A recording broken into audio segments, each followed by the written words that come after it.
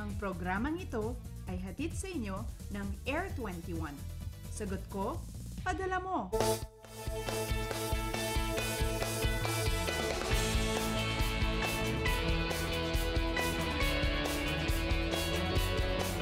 Good morning Pilipinas, 4:59 ayon sa Philippine Standard Time. Rest day po ngayon at ngayong Sabado i-enjoy ang pahinga mula sa trabaho at eskwela at gugulin ng oras kasama ang buong pamilya. At syempre pagkagising halina't gawin natin makabuluhan ng umaga sa pamamagitan ng pagtuklas ng mga kaalaman tungkol sa ating panahon. Live mula rito sa Pag-asa Weather and Flood Forecasting Center, ito po ang Panahon TV. Nangunguna sa paghahatid ng ulat panahon, araw-araw mula Lunes hanggang Linggo. Ako po inyong weatherman, Harry Bayon, na makakasama nyo ngayong Sabado, Hulyo 6, 2013. Simulan po natin ang umagang ito sa pagbibigay ng recap hinggil sa lagay ng ating panahon. This week, generally speaking, maganda ang lagay ng panahon. Bukod sa nakaranas tayo ng monsoon break, umiiral din ang ridge of a high pressure area dito sa atin sa Luzon, habang ang Intertropical Convergence Zone naman o ITCZ ang nakaapekto sa Visayas at Mindanao. Samantala, meron ding nabuong low pressure area o LPA sa ating bansa this week. Pero kahapon ng madaling araw, nakalabas na nga po ng ating PAR ang nasabing sama ng panahon. So sa kasalukuyan, good news po mga kababayan, wala po tayong weather disturbance sa loob ng ating bansa. Ngayon naman po, alamin na rin natin ang lagay ng panahon upang bigyan tayo ng update ukol sa lagay na panahon natin ngayong araw ng Sabado. Makakasama po natin si Pag-asa Weather Forecaster Joey Figuracion. Good morning po, Mr. Figuracion. Yes, good morning din Harry at sa ating po mga kababayan na nanonood po sa umagang ito. Alright, Mr. Figuracion, sa patuloy na pag-iral ng Intertropical Convergence Zone o ITCZ o ang pagsasanib ng hangin mula Northern at Southern Hemisphere, ano nga asahang panahon ngayong araw sa buong bansa? Yes, Harry, ito nga ang ITCZ ay nakakaapekto pa rin sa ating bansa. Sa katunayan, nandito yan sa bahagi nitong Palawan at itong Visayas at Mindanao. So inaasahan pa rin natin dahil sa epekto nito, ito pong Metro Manila, ang Bicol Region po at Calabarzon, Mimaropa, ang buong Visayas at itong buong Mindanao ay makakaranas ng maulap na kalangitan na may mahina hanggang sa katamtamang pag-ulan at pagkidlat pagkulog. So samantala itong bahagi ng Northern Luzon, yan po yung bahagi ng Central Luzon pataas, makakaranas siya ng bahagyang kaulapan o na siya naman magdudulot ng mga isolated rain showers or thunderstorms dahil nga may ridging dito sa taas, so inaasahan na fair weather ang sitwasyon dyan. Samantala, ang pag-alon o itong karagatan sa buong kapuluan ay maging banayad hanggang sa katamtaman ng pag-alon dahil nga wala naman tayong anong weather disturbance sa ating bansa. Alright, that's great news, Mr. Figuracion. Nabanggit niyo po yung ridge of a high pressure area. Magtutuloy-tuloy po ba magandang panahon? Naka-monsoon break pa rin po ba tayo ngayon?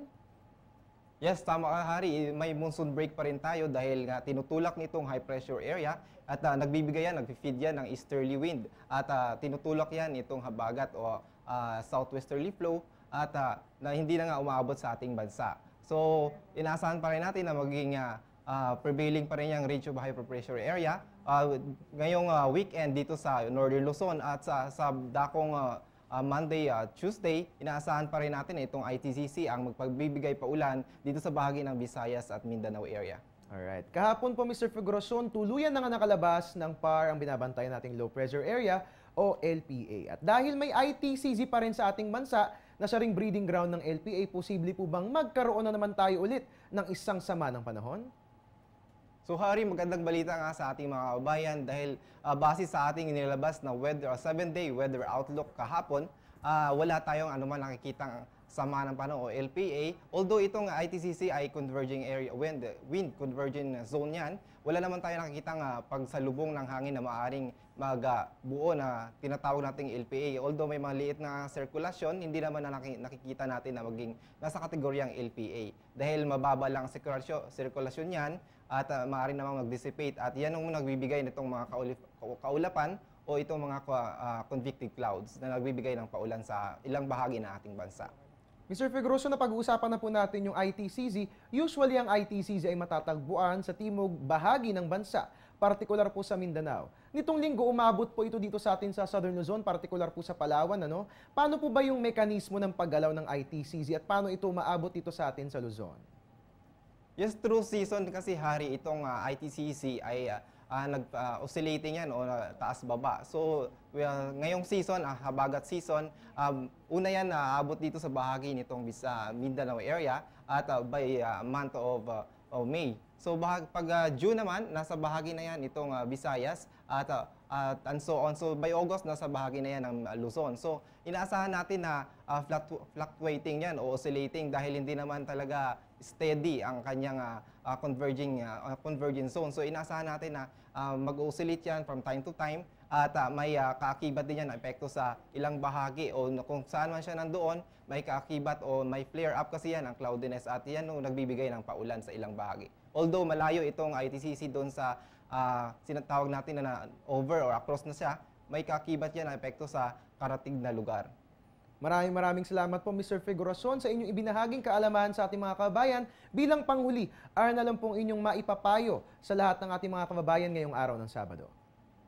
Patuloy pa rin ating mungkahi pa rin natin sa ating mga kabayan na patuloy pa rin mag-antabay sa ating mga weather update. So makikita na natin nila yan ang ating latest weather update sa aming website. Mag-log on sila sa aming website sa www.pagasa.dosd.gov.ph. At dahil nga po medyo nagkakaroon tayo ng paulan, so importante pa rin na magdala pa rin tayo ng pananggalang sa ulan. Alright, maraming salamat po mga kababayan. Nakasama po natin si Pag-asa Weather Forecaster Joey Figueroson. Ngayon naman po alamin na rin natin kung anong oras nga ba sisikat si Haring Araw. Ang ating sunrise magaganap po yan 5:32 AM at lulubog naman sa ganap na 6:29 PM.